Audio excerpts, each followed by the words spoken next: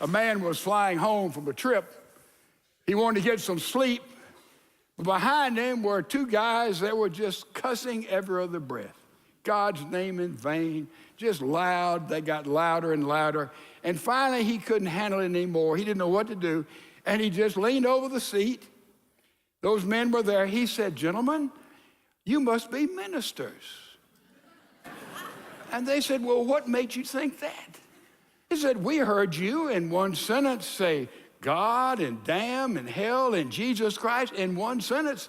And he said, "I'm a Bible study teacher, and I can't put all that in one sentence like you men have."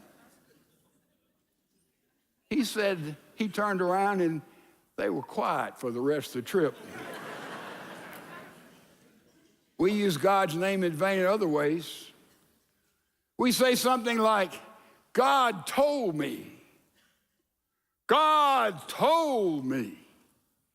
Be careful, ladies and gentlemen, how we use God in a casual way, in a slip slide. Well, God told. Now, God leads us. No, you know, I understand. God, Holy Spirit, direct. But God told you? I know people in my position, they run the church on that basis. As the pastor of this church, I want you to know, you can't argue because God told me. I mean, oh my goodness. Using God's name in vain.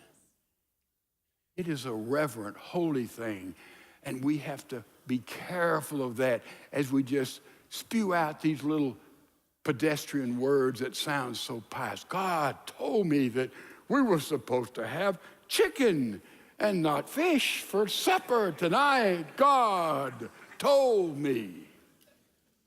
Be careful how we invoke the name of the Almighty. Don't take it silly, triviously. Don't take it in vain.